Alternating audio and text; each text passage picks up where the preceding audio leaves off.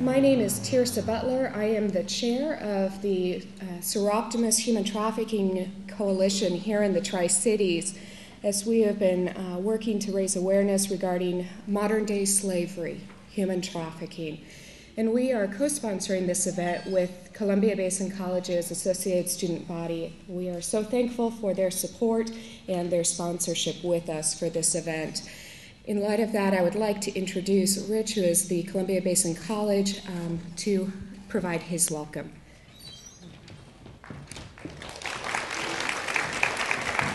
Thank you, Tirsa.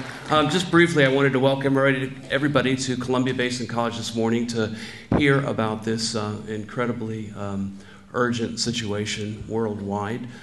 Slavery, of course, is about the most heinous activity imaginable, and as the United States has always been a beacon for liberty for the world, we'll hear about trafficking problems in other parts of the globe, but also in the United States.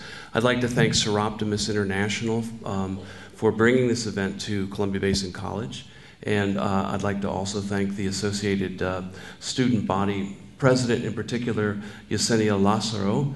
I'd like to thank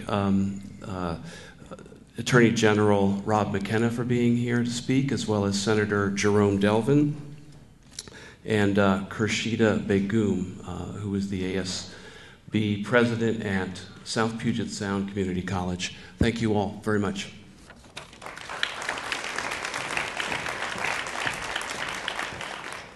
Thank you so much. We do appreciate Columbia Basin College's support of this effort.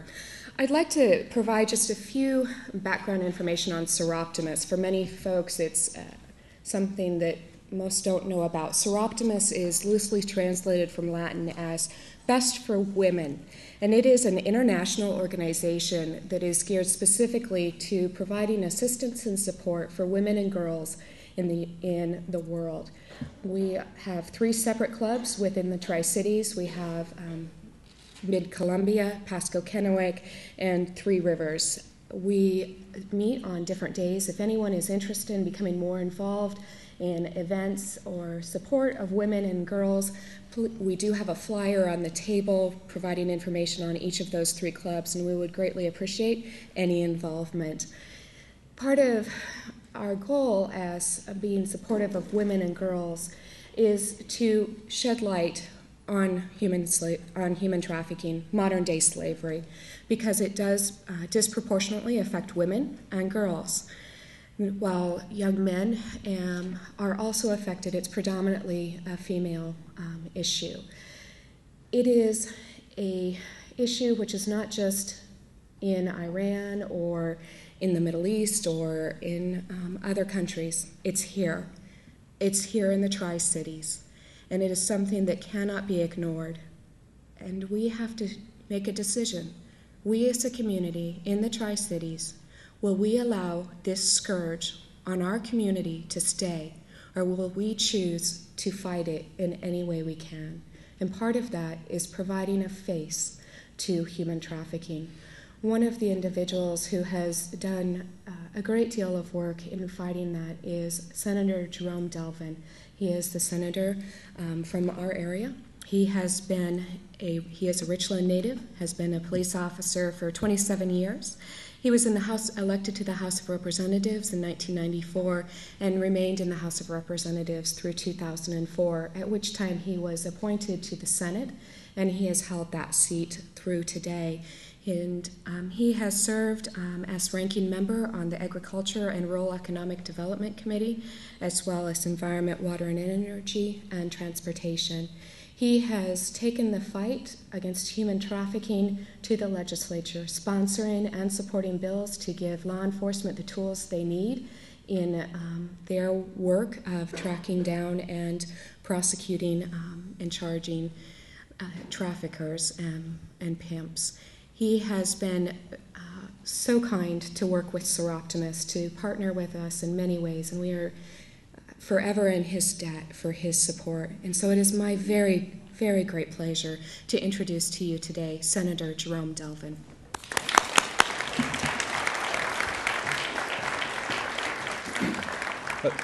Thank you, Teresa, for that kind introduction, and also I want to thank the Soroptimist clubs of this area for taking this issue on and bringing awareness to our community, because it is about awareness.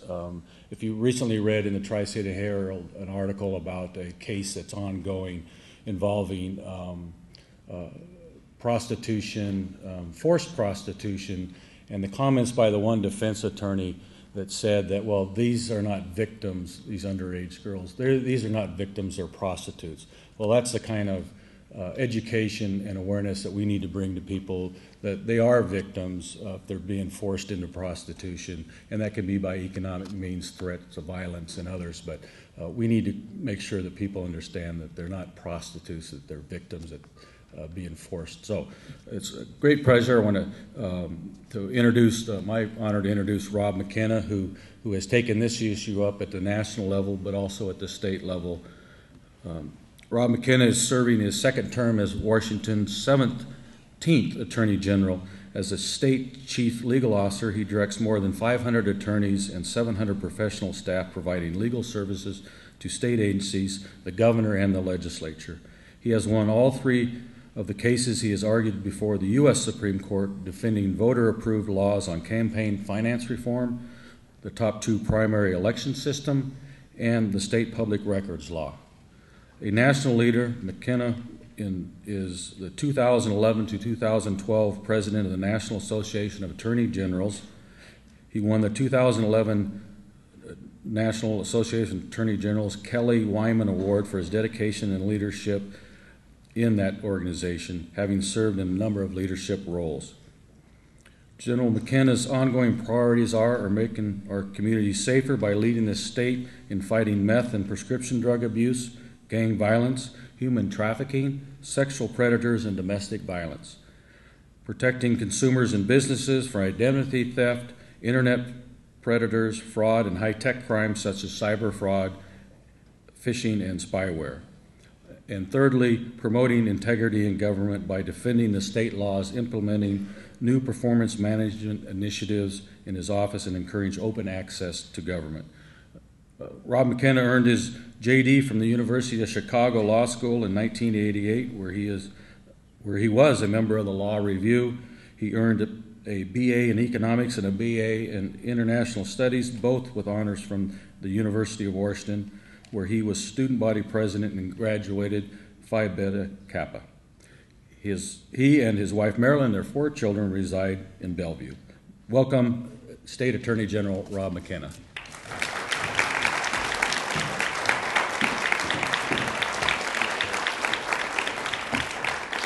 Senator Delvin, thank you very, very much for the introduction. And for those of you who are not already aware of it, I want you to know that you're very, very fortunate in the Tri-Cities to have one of the top leaders in the state legislature and indeed in the state on the issue of human trafficking in the person of Senator Jerome Delvin. He has been a tremendous leader in the state Senate. He has worked consistently across party lines. He's helped build coalitions and helped drive all the way to passage and being signed into law a number of bills that are really making a difference when it comes to combating human trafficking in our state and in our country. As it turns out, Washington State has been the leading state in America when it comes to identifying human trafficking, understanding it, and doing something about it.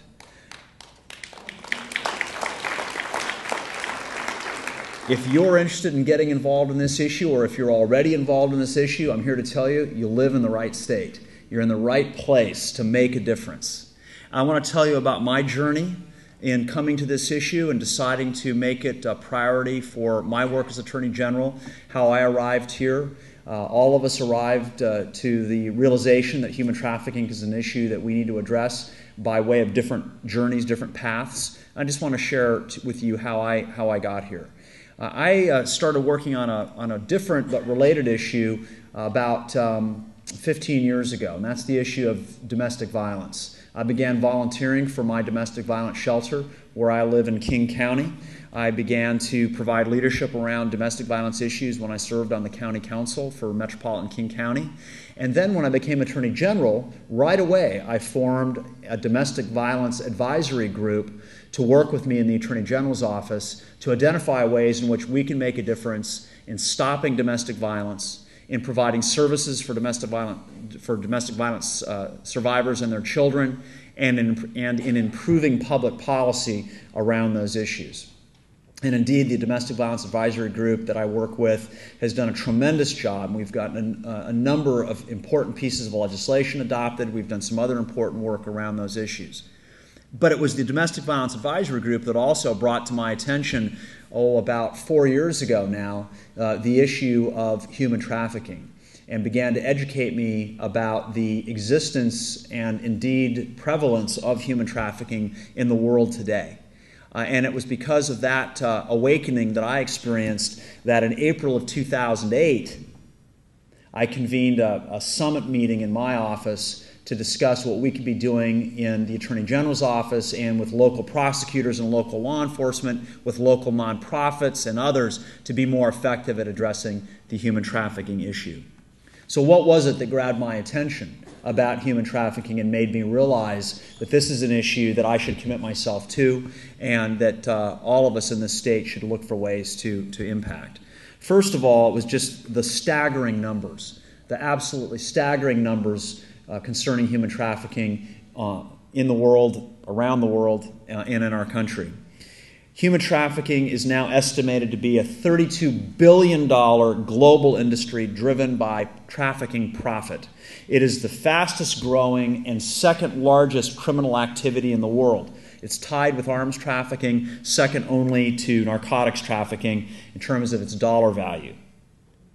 Fortunately, attention has been increasing and work is being done on this issue, starting in a particularly important way in the United Nations, where over 10 years ago, the United Nations negotiated the international standards against trafficking in persons, followed by congressional enactment in our own country of the Trafficking Victims Protection Act.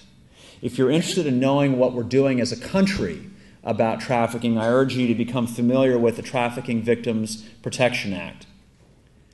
In 2010, the United Nations reported on results of studies of human trafficking in 177 countries.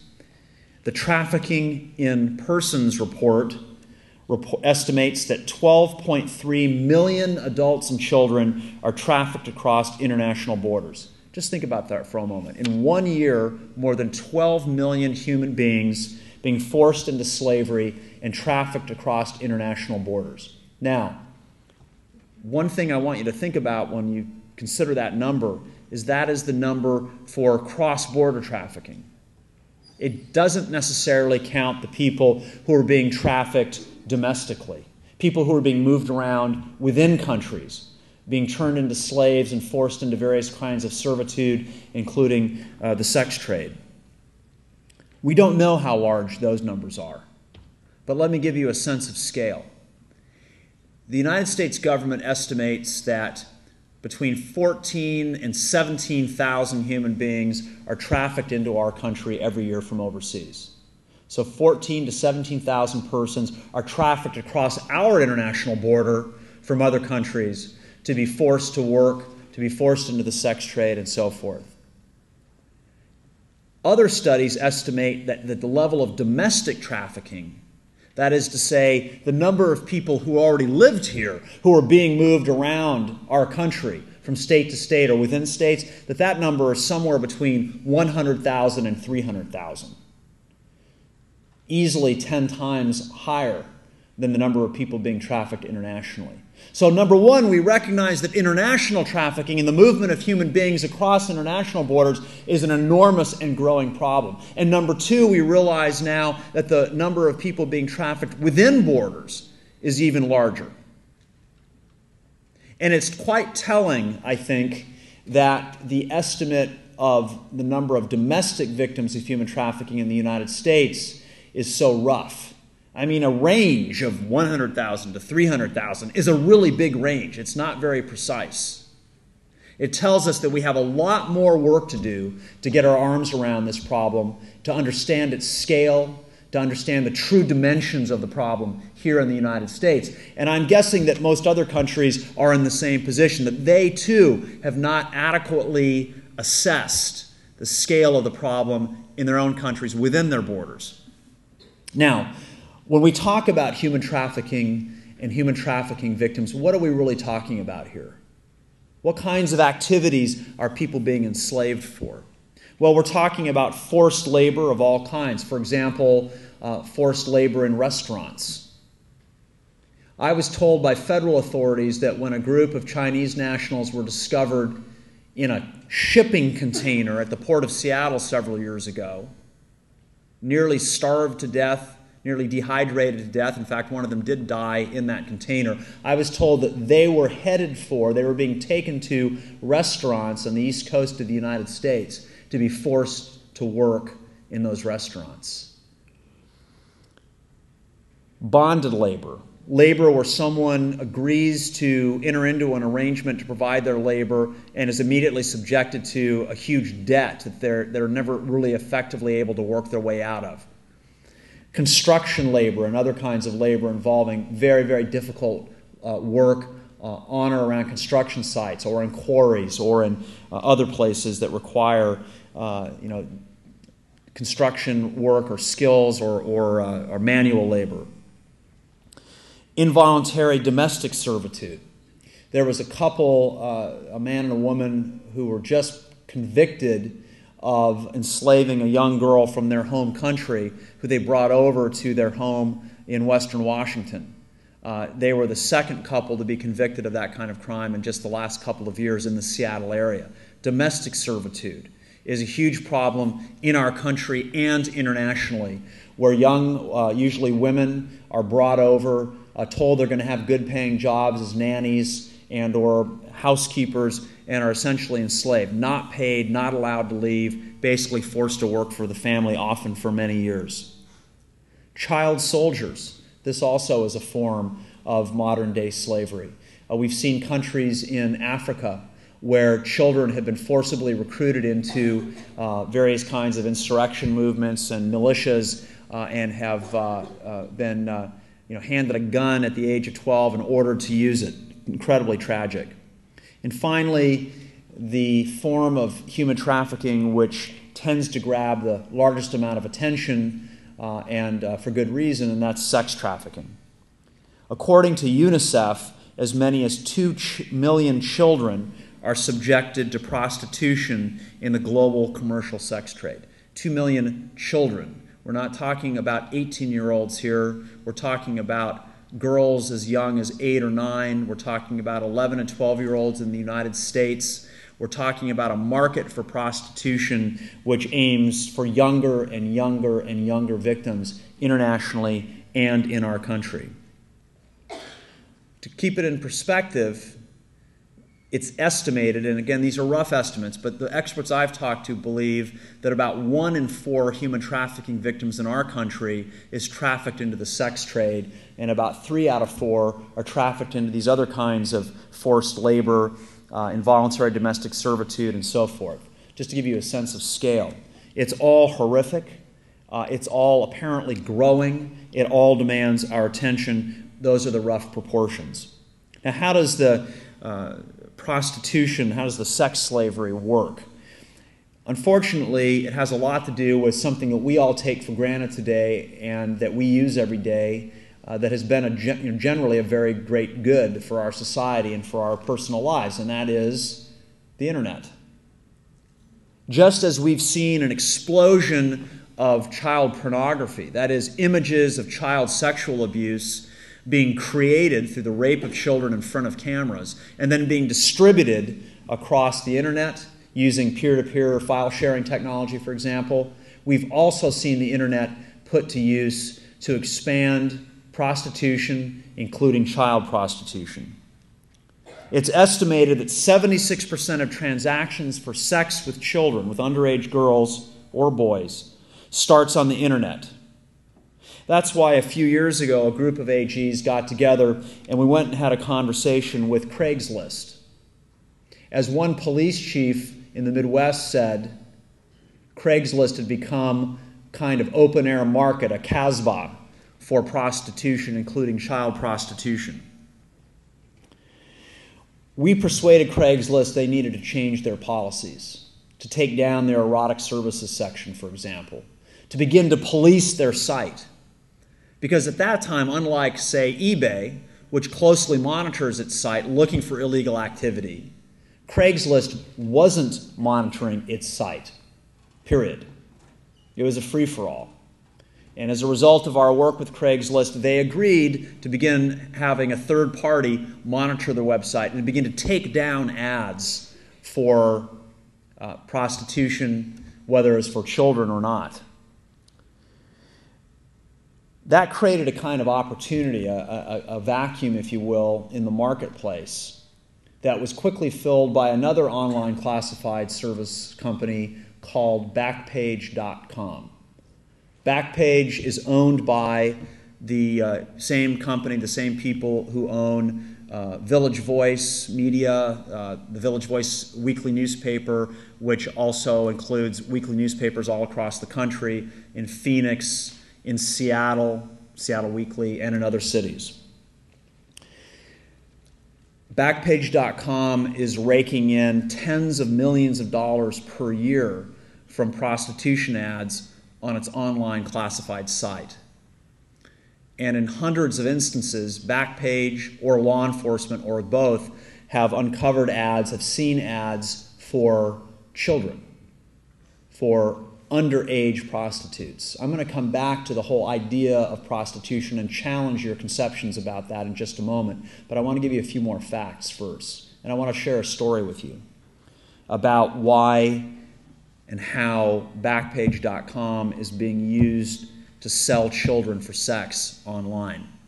The story that I want to tell you is the story of meeting with a young girl in my office recently and her mother and her social worker. This girl is now 16. A few years ago, she fell in with the wrong crowd and rapidly found herself being prostituted within 72 hours, actually, of running away from home. And she was sold again and again and again in motel rooms and other places in the Seattle area. And she was advertised, the sale of this girl was advertised on Backpage.com. And the social worker who was there with her, who was working with her, who works with 50 or 60 other girls, many of whom are still out on the street, who have not been able to break away from their pimps, that social worker reported to us that most of the girls that she works with, who she's trying to get to come in, most of those girls are being sold on Backpage.com. A few days ago, a group of clergy from across the country released a letter that they'd sent to Backpage.com's owners. A group of clergy that included Muslim imams, rabbis, priests and pastors, incredibly ecumenical group of religious leaders calling on Backpage.com to do the right thing and to stop their online classified advertising that's resulting in the sale of human beings. The same call that the attorneys general made when I organized a letter that 50 states plus territories signed on to Backpage.com, calling on them to end this practice, pointing out to them that it is incredibly immoral to profit from the sale of human beings, as they are doing every single day in this country. We are analyzing every potential legal strategy, both civil and criminal, in terms of Backpage.com. They are claiming complete legal immunity because they're saying that the federal law called the Communications Decency Act shields them from any kind of liability, either civil or criminal, because after all, they say they're just providing the form. It's just the bulletin board. They're not responsible for the content. And yet, then, when representatives of that company met with my staff in my office in Seattle some months ago, they freely admitted their awareness that their pages are being used for prostitution. And they claimed that they were doing everything they could to prevent the use of those pages for child prostitution, for the sale of underage girls. Here's the thing. This is the part where I want to challenge your conceptions. The attitude that Backpage.com's owners brought to my office and they have been writing about and editorializing about is that, these ads for prostitution, these are just ads by hardworking entrepreneurs who decide to make money by selling their bodies, and we shouldn't interfere. We should not be interfering in these transactions between willing sellers and willing buyers. So they're promoting the mythology of prostitution that has been promoted by Hollywood, for example. Right? The happy hooker. The idea that these are just, enterprising women and sometimes men who are out there deciding this is how they're going to, make a living, and that's their bodies, it's their decision. What we have learned from studying human trafficking, from collecting more and more data, from interviewing more and more victims of human trafficking who are brought into the sex trade, what we have learned is there are very few volunteers out there. Very few. I'm going to allow for the possibility there are a few, perhaps. But the vast, vast majority of people being sold are not prostitutes. They are human beings who are being prostituted. It is being done to them. Over 90%, according to law enforcement, over 90% of people who are selling their bodies for sex are being sold. It's involuntary. They have a pimp who's collecting that money, who's beating them if they don't do what they're told, who's raping them to help keep them in line. We need to understand this basic fact about prostitution and reorient our thinking about it. This is not some sort of libertarian issue. It turns out that there is an enormous amount of coercion and violence and slavery involved in the trade we call the sex trade today in this country and across the planet. And more of it is aimed at younger and younger victims. And we need to grasp that. We need to understand it, because internalizing that reality is a key step towards making progress to ending it. As I work on human trafficking, I often think that where we are on human trafficking is analogous to where we were in our awareness of domestic violence about 40 years ago. 40 years ago, domestic violence was viewed as a private matter. When law enforcement officers would respond to an incident that today we would classify as a domestic violence incident, it was typically recorded as a domestic disturbance. Two individuals not getting along, both equally at fault, something that we really didn't want to know about and we really didn't want to get involved in. There were no services for domestic violence victims and their children. People didn't talk about it. We didn't understand the extent of domestic violence in our society. And we didn't understand the nature of domestic violence. We didn't understand that domestic violence is the exercise of raw, brutal power by one individual over another. Usually a man against a woman, sometimes the other way, sometimes same-sex partners, but always about violence visited by one human being over another in order to control that other human being. We've come a long way when it comes to our understanding of domestic violence, and we have a lot farther to go, obviously, in order to eradicate it, in order to provide adequate levels of services to survivors and so forth. But we have come a long way. First of all, because we have an entirely different conception of domestic violence. We recognize it as domestic violence, and 40 years ago we largely did not. In fact, I want to suggest to you that even the phrase domestic violence, the fact that we still use those words, illustrates that we haven't completely come to grips with it. Why do we call it domestic violence? Is it because it's domesticated? That somehow if it's in the home, it's not as bad? I want to suggest to you the fact that the violence is in the home makes it worse than violence that might occur on the sidewalk or on the street. Because in that public context, in that public space, we immediately recognize it as being unacceptable and we act on it. It's visible, it's out in public. When it's in the home, when it's behind closed doors, it's too easy for us to shut our own minds to it the way those doors are shut by the abuser as he commences to abuse his victim. So we need to go through a transformative experience with human trafficking as well.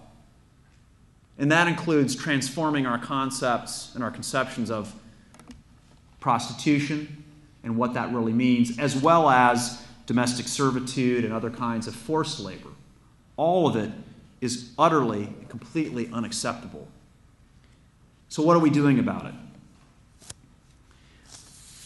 As I mentioned, in our state, a great deal of work has been done. In fact, work was being done more than 10 years ago by a remarkable group of women who are Catholic nuns who began working on the issue in the Seattle area and began networking with other sisters across the United States. And they're still working on the issue.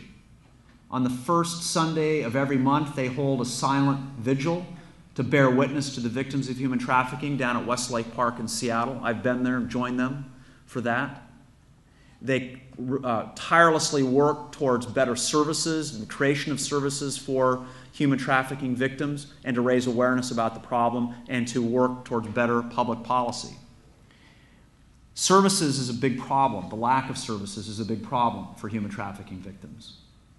40 years ago, there were no domestic violence confidential shelters or emergency shelters. Now we have them. We still don't have enough space in them. There aren't enough beds. There's a shortage, but we have shelters. One of the earliest domestic violence shelters in the state of Washington actually was the one opened here in the Tri-Cities. It's still in operation today. I visited it last year. It's a remarkable place. There's almost none of those kinds of services available to human trafficking victims, international or domestic. The city of Seattle, through the Bridges program, is now providing some beds for girls who are brought in off the street or who come in off the street who have been prostituted. This is a step forward. It's a step in the right direction. But we have a long, long way to go. Nationally, we've been working through the National Association of Attorneys General to bring attention to the issue in all 50 states and in the territories. When I became the president of the National Association of Attorneys General, I announced that combating human trafficking would be the top priority for our National Association for the year in which I'm president. So at every one of our meetings, all of our gatherings, all phone calls, we're constantly talking about what we can do to make a difference on this issue. We're continuing to go after Backpage.com to get them to stop their immoral activities in terms of their online classified services. We're showing what can be done by state legislatures to strengthen the laws of every state to help combat human trafficking. And significantly, we look at the bills that Senator Delvin and Senator Cole Wells and other legislators have brought forward as models for other states to follow. You know, for example, bringing stronger penalties to individuals who are convicted of human trafficking. It often is not enough to convict someone for promoting prostitution. We want to take it the next step where it's appropriate to do so and convict them of trafficking because the penalties are more severe. And that's important because the bad guys are not fools. One of the reasons organized crime has moved much more heavily into human trafficking is costs and benefits. The rewards are very high, the amount of money to be made is very high, and the penalties up to this point, the risk of being caught for that matter, have been quite low. You know, compared to arms trafficking, for example, or even narcotics trafficking, and so they've moved more and more into human trafficking as a result. We need to make the penalties stiffer. We have a bill that we got through the legislature to increase penalties for child exploitation because we see so many children being exploited online through child pornography and child prostitution. A bill was passed by the legislature to put posters out, translated into multiple languages, alerting human trafficking victims that there is help. There's an 800 number that's operated by the Polaris Project they can call. We need the victims to know that there is help available. If they call, we can get them directed to resources. Because so often victims of human trafficking are told and they believe that if they come out into the open, if they seek help, they will be arrested. Because their captors tell them, you're a criminal too. And if law enforcement finds out about you, you will be prosecuted. And indeed, for a long time, that was true. A girl brought in for prostitution faced the real possibility of being prosecuted for it, even if in fact, even though in every case they were prostituted, they were being victimized. So there's progress to be made there as well, but getting the word out to victims is really key. What we're doing at the National Association is to focus on 4 pillars of hope, our 4-part strategy. Number 1, make the case.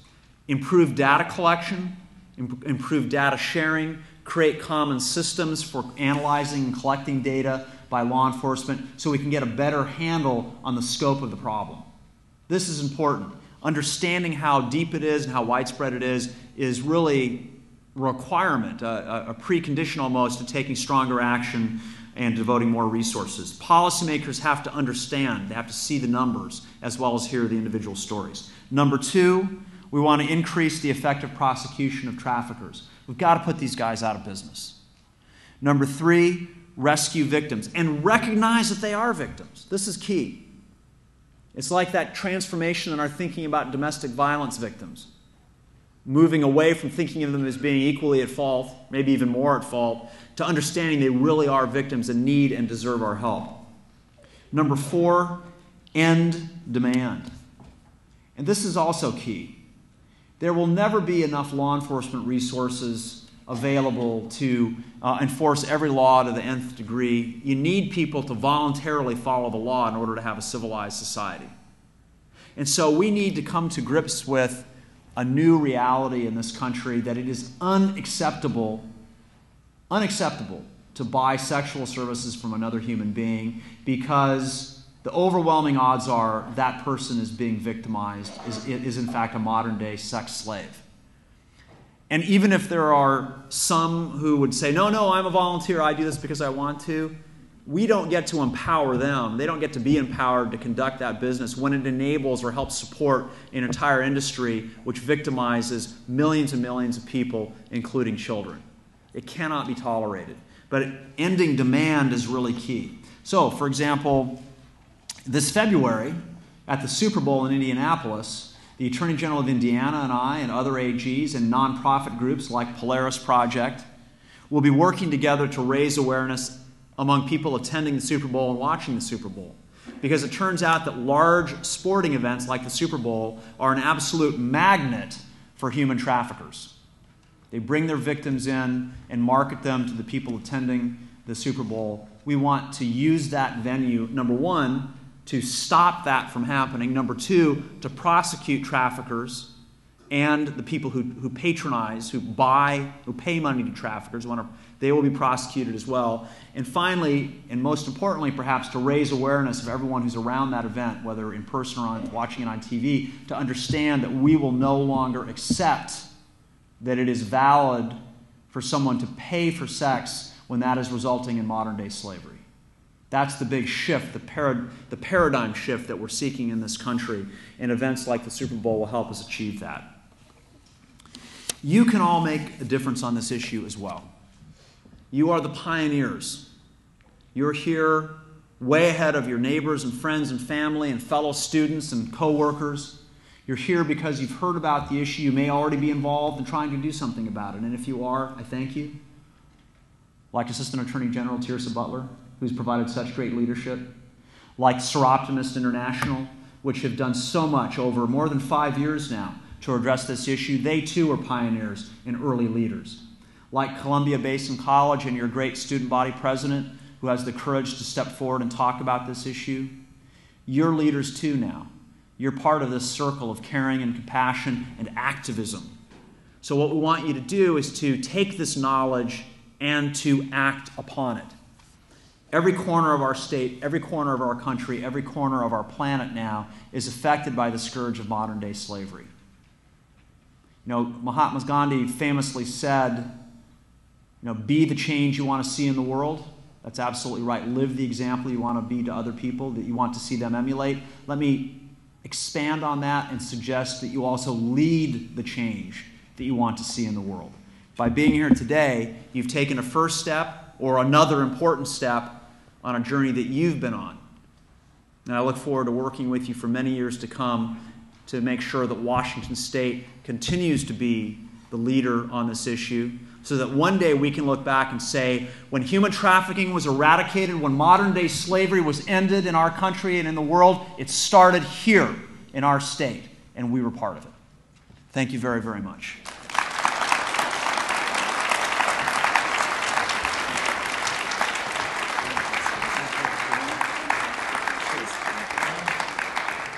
Thank you so much, Attorney General McKenna. We do have the option for a couple questions. If there are any questions that you would like to ask specific to this topic, we would welcome them at this time. Is there anyone? Yes, ma'am.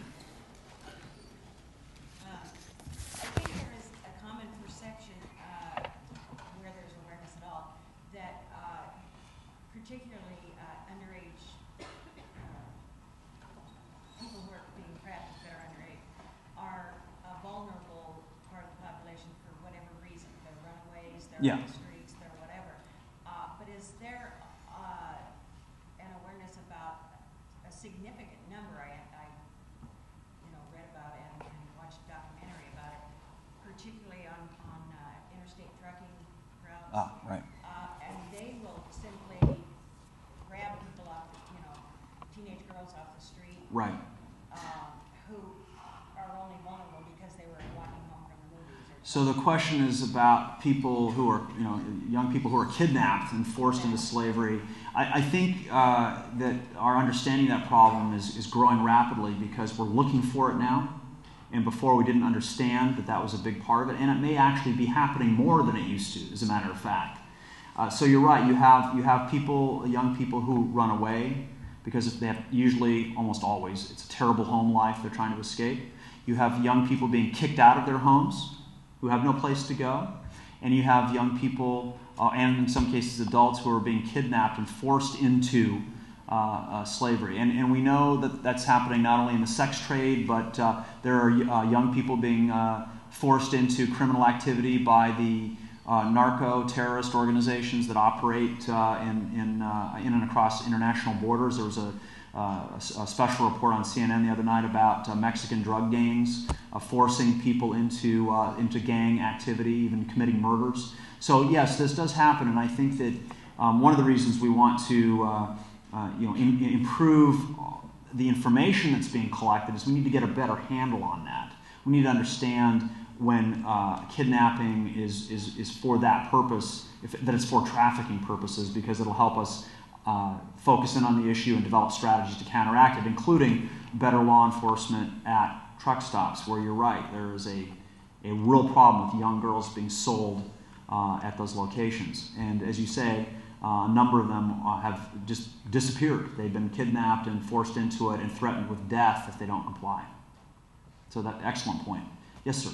Have you ever seen any statistics about the life expectancy of a prostitute? I have not that specific statistic. If someone here has, I'd be interested in knowing. I know for other, and I know other categories. The average meth addict lives 5 years once they start using meth. But 16-year-old probably has lived half of her life. It's entirely possible because of the severe abuse. Also, the psychological damage which is done, thoughts of suicide, tendency to move into drug abuse, alcohol abuse, or to be forced into it. It is an incredibly destructive thing that happens to them, and the damage is extensive. That much I do know because I've met with enough victims of human trafficking and heard their stories to know what they go through is unimaginable for all of us who have not experienced it. Actually, yes, sir. Could you publish the names of the executives in the corporations that own Backpage and say that they're allowing? Is that possible? Yes, absolutely. And we have brought some sunlight to that, as a matter of fact, through our work with the letters that we've sent. But we're ready to step that effort up more.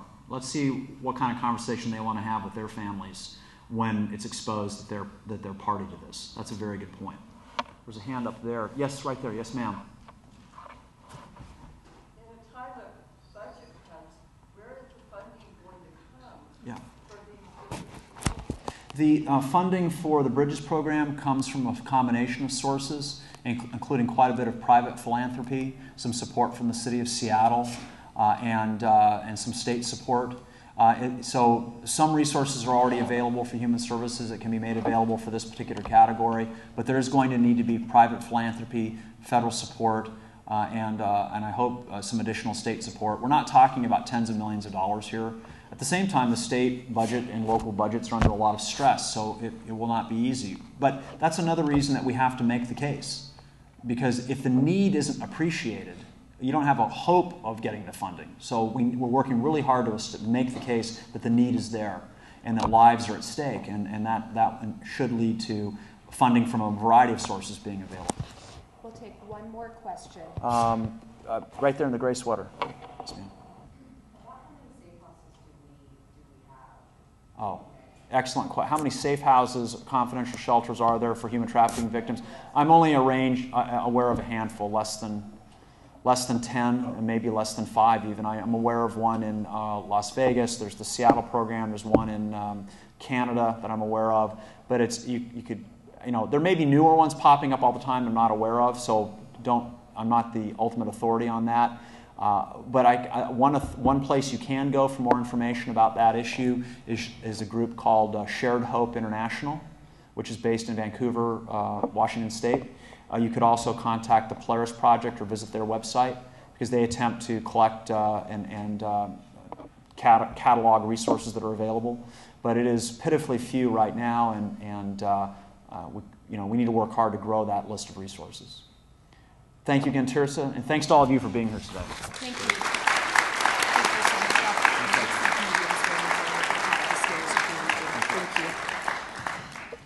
Thank you so much.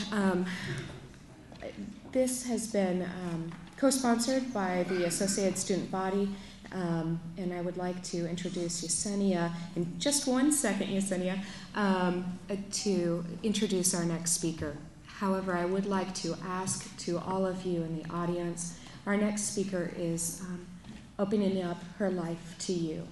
It is very personal and very hurtful. And so we would ask from all of you that you give her your generous spirit in listening to her story as she shares her pain and her story with you, in the hope that you will be able to see a face for human trafficking and in turn choose to do something about it. So we do ask for that with our next speaker, but I would like to introduce Yesenia, Associated Student Body for Columbia Basin College at this time.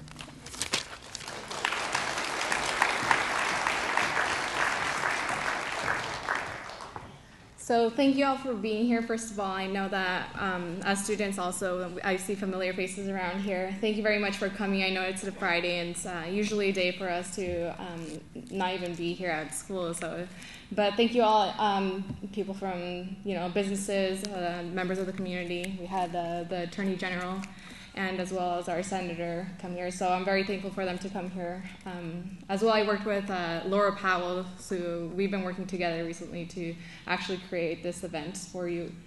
And also, I'd like to thank the AACBC student body representatives, the SAB, Service and Activity Board members. They actually helped with this event as well, so thank you all very much.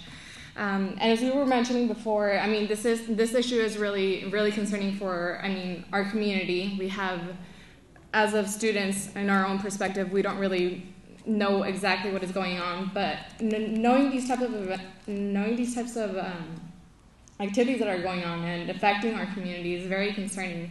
And as being the ASB president, I'm proud to be here and actually representing this activity that has been going on without us knowing. And it's something very interesting that we all should know and have concern towards too, because as we all know, the Attorney General had just mentioned that this activities have been going on even around us, Seattle, Tacoma, that I know as well. I had actually done a presentation at one of my classes about this issue, and getting more informed about what has been going on is very interesting to me, that it's occurring right around us and we don't even know about it. So it's really fascinating, the things that have been occurring. And having you all here to get more informed about it is very, very, thankful. And as they mentioned, there are coalitions that are being formed, and hopefully we can make a change for our community and, represent everybody who are being trafficked. And we do have somebody special here, as I mentioned. She comes far away to actually present to us. She, like as I mentioned, she's actually a victim of the human trafficking, and we're thankful to actually have her here too. So if I could have Khurshida Begum come over. But once again, thank you very much for all.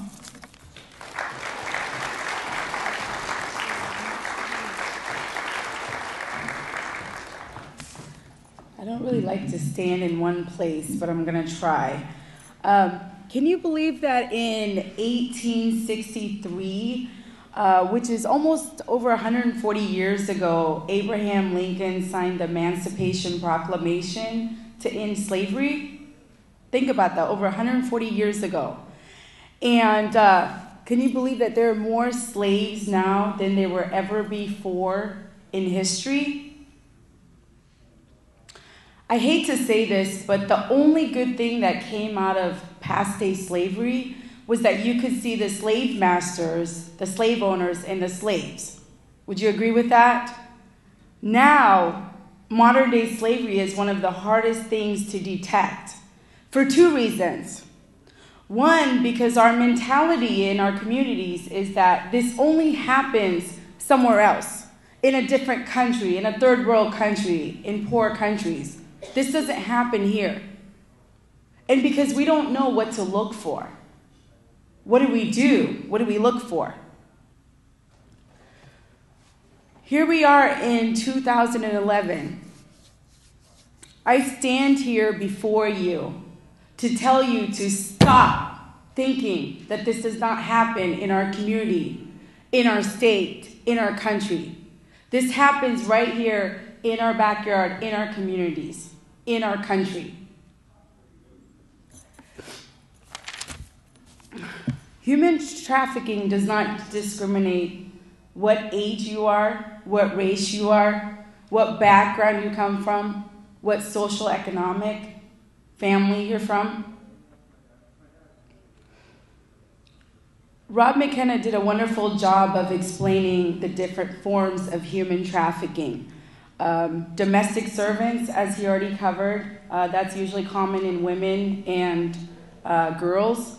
Labor trafficking, which is mostly in men, and it also gets unnoticed in our communities.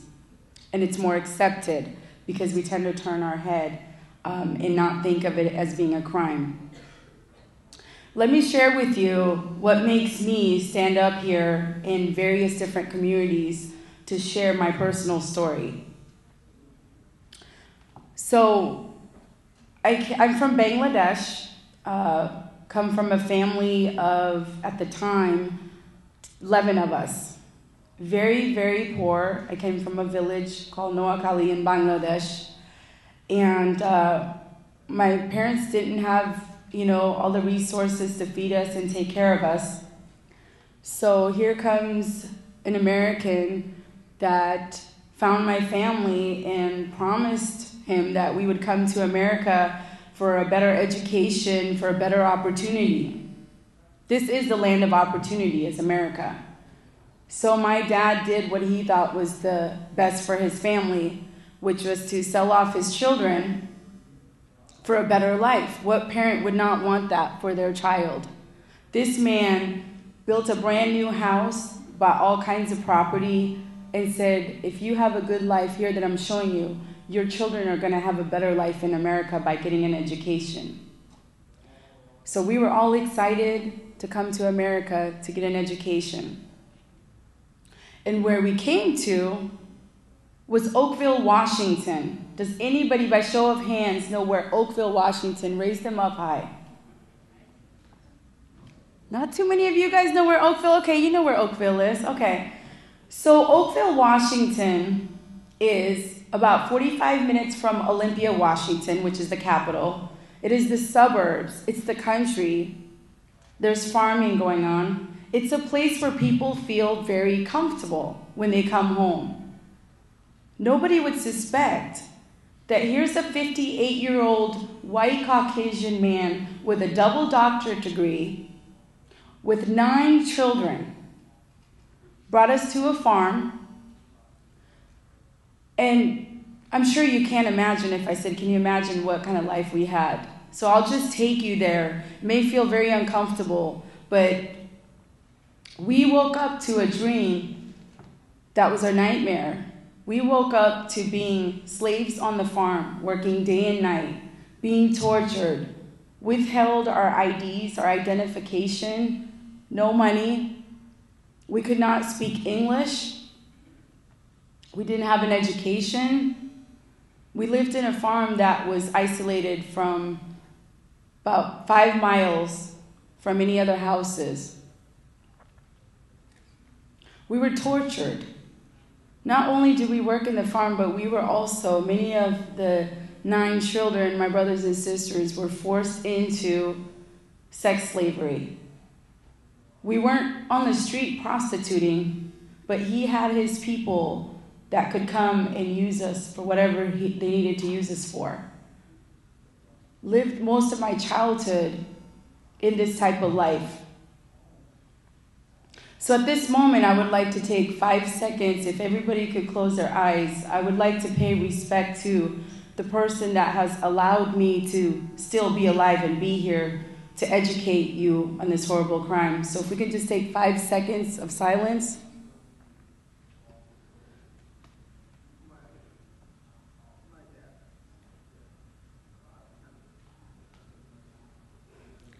Many of you are wondering, oh, how did you leave this horrible life with 9 of my family members and 1 perpetrator?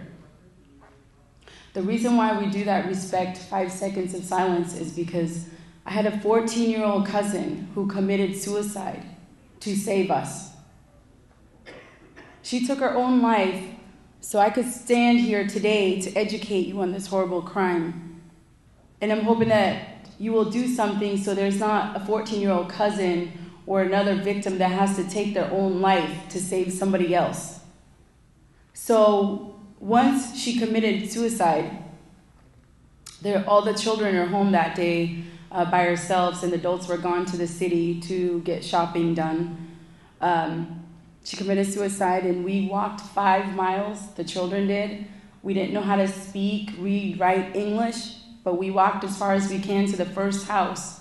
And that gentleman came to the house, saw what had happened, called the police, the FBI, the government got involved. Now back then it wasn't called slavery, it wasn't called human trafficking.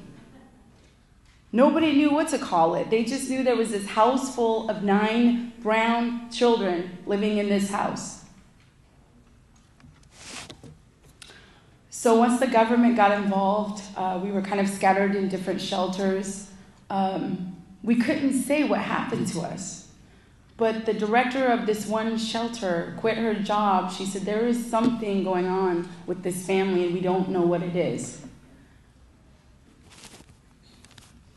And as the government tried to decide, because our perpetrator, I want to go back to my perpetrator now and dissect a little bit of the situation, because this happens more often than you think.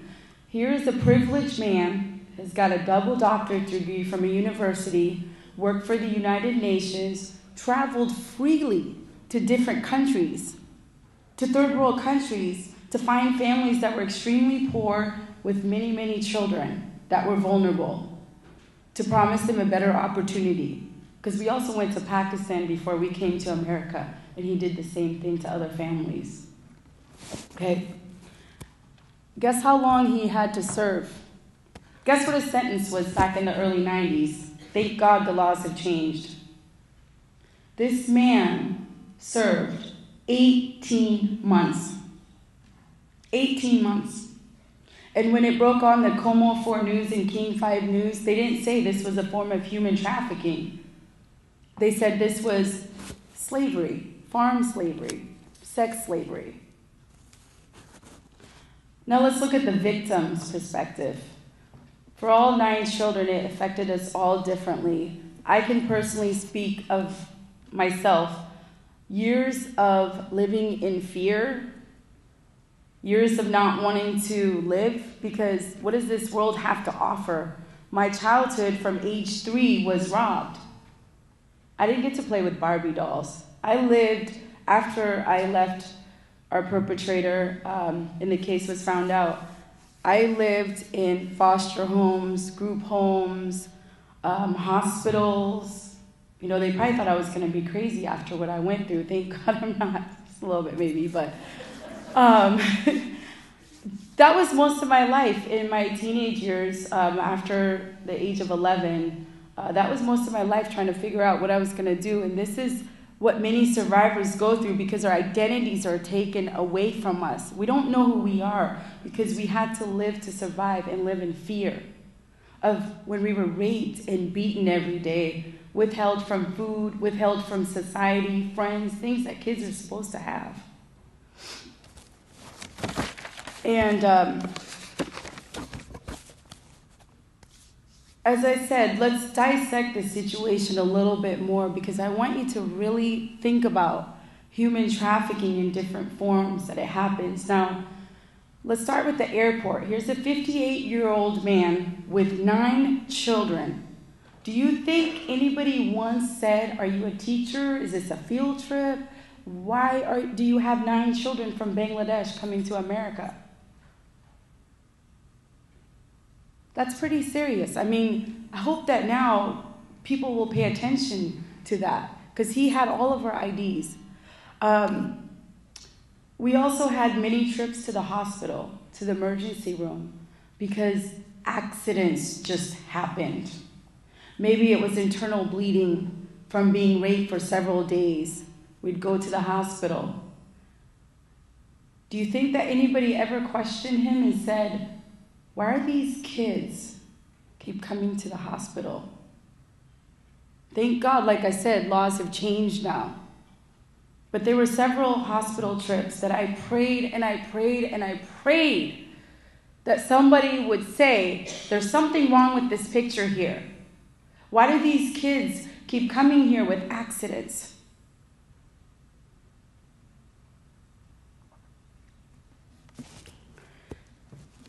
Because people want to mind their own business. They don't want to get in people's business. It's too uncomfortable. And I hope that by me sharing part of that story made you feel a little bit uncomfortable, made you feel something in your heart to do something. Because I kept asking for years, when is somebody going to save me and my family? And it's sad that my cousin had to commit suicide for us to live and be here. As Rob said, this is a $30+ billion industry a year. We're not talking about a pimp that has a prostitute that's making money here and there. We are talking about a very highly organized crime that is affecting our children, our community. If you think in your head that this is not going to happen to anybody, this is too horrible, this is just a story that I'm here to entertain you, let me tell you, I have 6 local survivors that I mentor to that are right here from Washington State. And they came from good family. They didn't say, I'm going to wake up one day and be a prostitute or be a slave. You are, as college students, you are community leaders. Whether you get into law enforcement, whether you get into being a nurse, being a doctor, working in a hospital, volunteering in the community, this is your business. This is something that you need to educate yourself on so we can fight this horrible crime. Businesses and corporations, hotels, strip clubs, massage parlors, rest stops, restaurants. If you work in those fields or in your community, those are places that you need to keep your eye open and work as a community. When you go to a restaurant, feel the vibe. What feeling are you getting? I went to a restaurant and I just felt there was something off. And I'm not saying be a 24-hour, 24/7 detective and always think there's something going on, but you got to pay attention to your gut. Because if more people would have done that with my family, I wouldn't have had 11 years of my life gone to abuse. If you have somebody or if you have a business, a rest stop, there's nothing wrong with education. Educate the employees there. Educate the business. Don't be scared to ask and talk to those businesses, or if you're going into that field, be aware that this happens. And, you know, this is extremely overwhelming. I realize that. And just by show of hand, I want to know how many people knew what human trafficking was before they came here. Raise of hands. Well, Tri-Cities is doing an awesome job then of education. That's great. I've been to some places where only 20 people raised their hand out of 100 because they really didn't know what human trafficking was. We have to educate our community, and I want to say that part of the reason I'm very, very thankful that what happened in Washington State, because if it was anywhere else, I don't know if my family would have had the support that we had. At that time, it was Senator Slade Gordon. That man took our family and made it his personal issue and concern. And that just shows that even though that was in the 90s, here it is 2011, you have Senator Jerome Delvin, you have Rob McKenna, who are fighting this issue. Thank God that what happened to my family happened in Washington State. The one state that in 2003 was Washington was the first state that passed a law in 2003 to criminalize human trafficking. And so be thankful for that.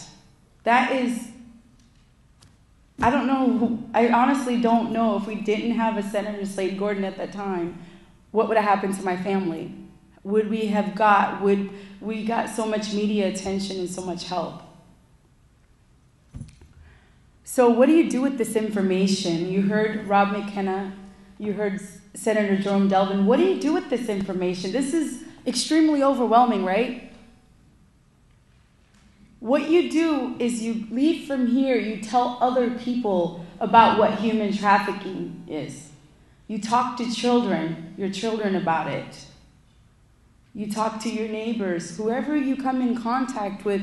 Let them know that you know what human trafficking is and that you were here and you're going to educate other people. That's step one to me. Step two is, if you're a business owner, you're in the businesses, be open-minded that this happens. As you're telling other people, you're telling businesses, your employer, that this horrible crime does happen. I want to leave you with a thought. When I was coming here, flying from SeaTac, on the intercom thing, it says, if you see something, say something. Meaning for the baggage, if you see a baggage or a suspicious bag, you see something, you say something. So as you are all here today, what I am going to command you to do is if you see something, you suspect something, you do something. You take action. You call the 1-800 number, a tip line. A tip, a simple phone call could have saved my family's life. Granted, back then there wasn't awareness, there probably wasn't a number that I'm aware of, but there is now. And if the worst thing that you do is you call the tip line and nothing comes out of it, that's okay. It was a phone call. Maybe it took you 5 minutes to make that call. Just be aware that this is happening, and what an awesome organization the Soroptimist group is. They are so involved in getting this education out. They just had me do a presentation this Tuesday by the various different groups in Olympia. Soroptimist group. And so you guys are doing an awesome job. And I hope that there are more community members and leaders that are willing to do this. We're trying to start a campaign in Olympia to get to the middle schools. I just spoke at Olympia High School, hoping that there's education in the community, such as schools, middle school and high school, where they're most vulnerable.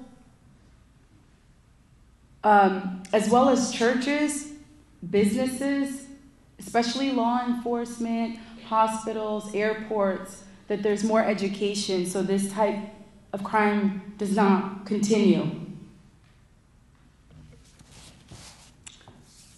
And on that last note, I want to leave that with the survivors that I work with range from various different ages, and one of the things that I came across is the lack of resources.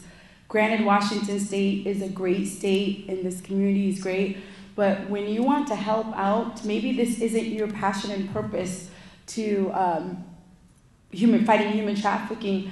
You know, it doesn't have to be just money. It could be other resources. It could be volunteering. It could be, like in my case, when I go and do public speaking and people want to pay honorarium donation to me to come and educate their community, half of my proceeds go to a survivor leadership workshops that I'm putting together and working on. I want to restore those victims so they can go out in the community and be leaders.